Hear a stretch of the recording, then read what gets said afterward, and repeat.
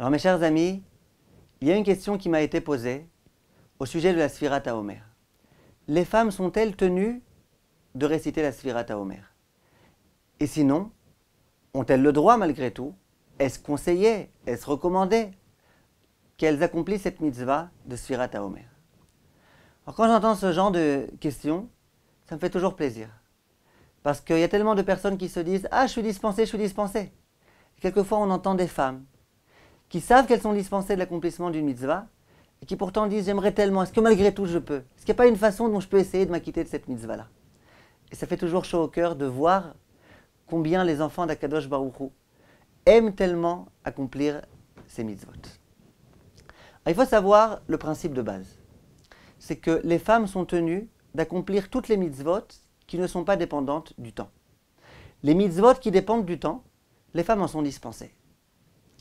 Qu'est-ce qu'une mitzvah qui dépend du temps? Par exemple, la Sfirat HaOmer. La Sfirat HaOmer, on ne peut la réciter qu'à partir de la tombée de la nuit. Et on a le droit de continuer à la réciter que jusqu'à la fin de la nuit. Donc c'est une mitzvah qui dépend du temps. On ne peut la réciter, l'accomplir que pendant la nuit. Et c'est la raison pour laquelle les femmes sont dispensées de l'accomplissement de cette mitzvah.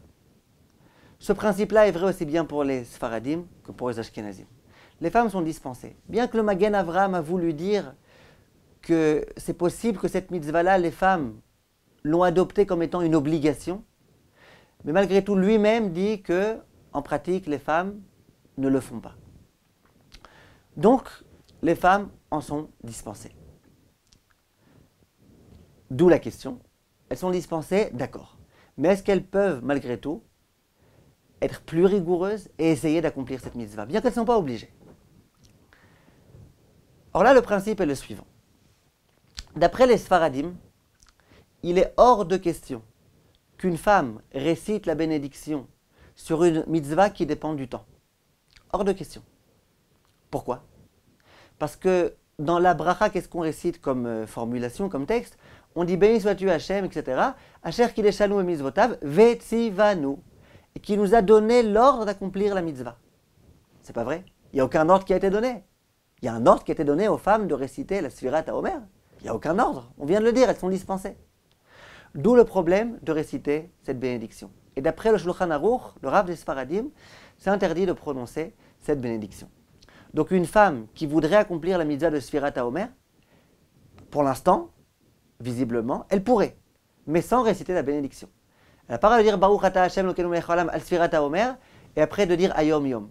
Mais si par contre elle décide de dire simplement Ayom Yom Rishon la Omer, ça elle a le droit. Pourquoi elle a le droit? Parce qu'elle ne récite pas de bénédiction. Donc elle décide d'accomplir une mitzvah qui dépend du temps sans réciter la bénédiction. Ça c'est permis. De la même façon pour le shofar. Le shofar c'est une mitzvah qui dépend du temps. La femme est donc dispensée d'écouter le shofar. Si une femme souhaite écouter le shofar, une femme sfaradia, elle a le droit, au contraire, c'est bien, c'est conseillé, c'est recommandé, mais sans réciter la bénédiction.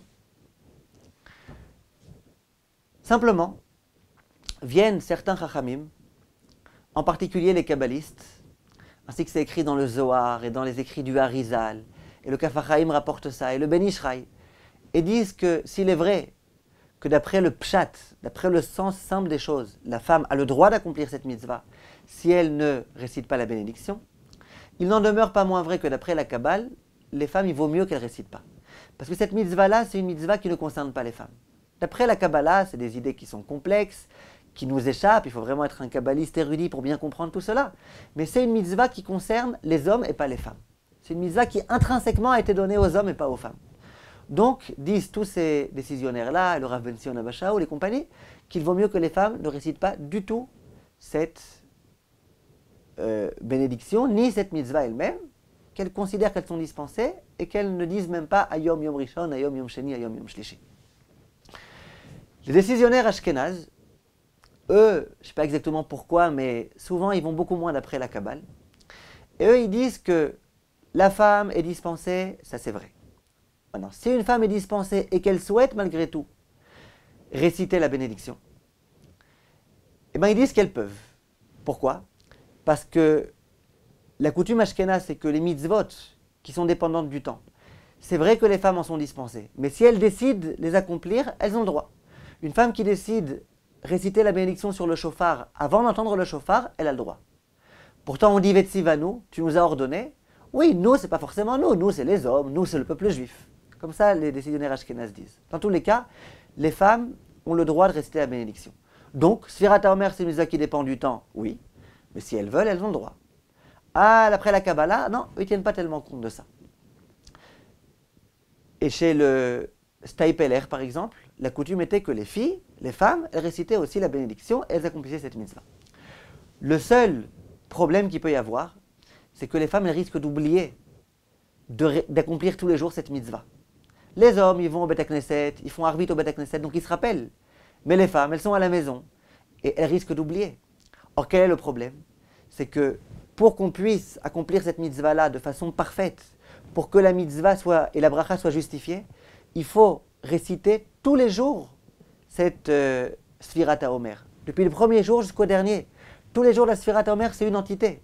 Et si une personne, quelquefois, récite la Sfirat HaOmer et quelquefois non, on considère qu'il y a un problème ici dans la mitzvah. On perd même la bénédiction. Donc pour qu'une femme ou un homme puisse réciter la bénédiction sur la Sfirat HaOmer, il faut qu'elle soit certaine que tous les jours elle récitera cette mitzvah-là, cette Sfirat HaOmer. Et donc, c'est très important qu'elle mette par exemple un rappel dans son téléphone portable, dans son réveil, qu'elle mette, si une femme ashkénaze décide de réciter la Sfirat HaOmer avec bracha, il faut qu'elle fasse en sorte de ne pas oublier. Et le Staipeler, qui est écrit explicitement dans les livres, il faisait attention lui-même à rappeler sans arrêt à ses filles, à son épouse, de ne pas oublier. Tous les soirs, il leur disait, vous avez fait la Sfirat HaOmer, vous avez fait la Sfirat HaOmer. Et de cette façon-là, puisqu'elles sont ashkénazes, elles pouvaient très bien accomplir cette mitzvah-là, en récitant la bénédiction, puisque les ashkénaziotes peuvent rester la bénédiction sur les mitzvot, bien qu'elles dépendent du temps. Et il n'y avait pas d'inquiétude qu'elles oublient, puisque tous les jours, ils étaient là pour le leur rappeler. Kol Tov, mes chers amis, et à très bientôt.